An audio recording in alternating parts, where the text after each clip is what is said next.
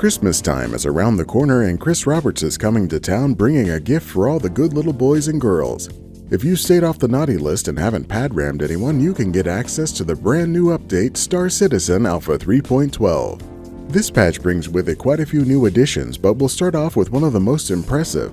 After nearly a year of delays, the hard work of probably one person on the development team has come to fruition. The elevator panels have been updated.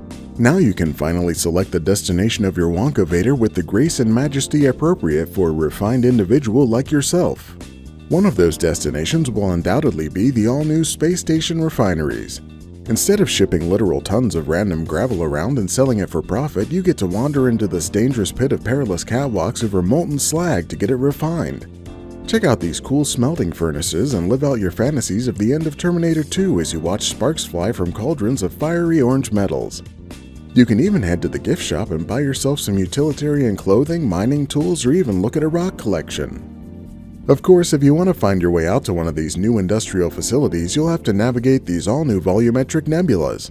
Marvel at these beautiful gassy emissions as you weave through the farts of the universe, making your way to your destination. They're real clouds too, not just background stickers for you to admire from afar.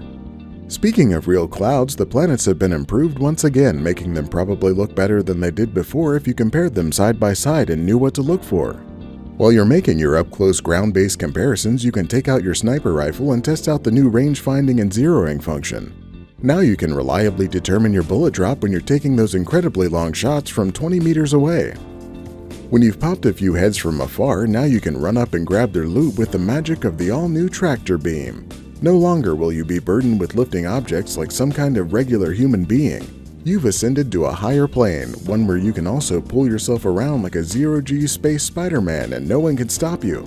One thing that will stop you though is the introduction of the long-awaited big-ass capital ship and tongue twister, the Aegis Idris. You can't spawn or fly this ship, but it will show up like an intergalactic Krampus if you've been extremely naughty and put an end to your path of poor choices. If you want to get back on that nice list, you might want to try getting yourself an Asperia Talon. This new recreation of a Tavaran fighter functions just like the Prowler with an armored cockpit. Now the Vanduul won't be able to see the look of terror on your face as they rip your ship apart. That's not all for 3.12 though. It also has some less entertaining additions like improvements to AI in combat, countermeasure upgrades, a couple of new guns, and even icons to help you when you can't find the damn door on a new ship. However, since there was a patch between 3.11 and 3.12 with a lot of cool additions, let's take a look at those too. First off, the IAE 2950 event took place featuring our favorite ship aficionado, Jax McCleary. This event dedicated a day to each ship manufacturer in a ridiculously oversized venue on Microtech. If you were willing to spend hours running across that building, you could see all of the existing ships and even some holograms of some cool ones coming in the future. But the future is now for the all-new Mercury Star Runner. This data-running asymmetrical blob of a spacecraft from Crusader brings the fun of non-existent data-running gameplay together with the joy of imagining you're in the Millennium Falcon. It has a whole server rack section that doesn't do anything, turrets on the top and bottom, and a chess set you can actually use if you got really into it after watching The Queen's Gambit. It even has these pointless seat-moving tracks if you don't want to walk up this conveniently placed ramp to sit down.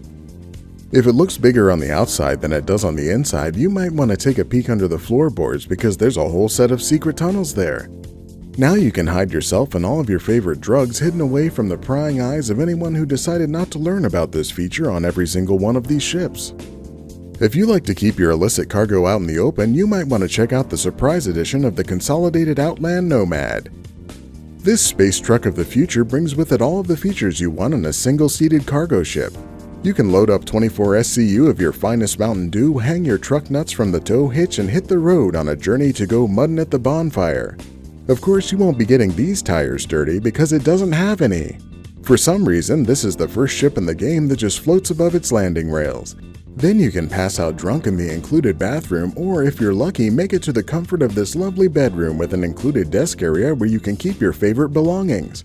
Star Citizen Alpha 3.12, we can finally control our elevators.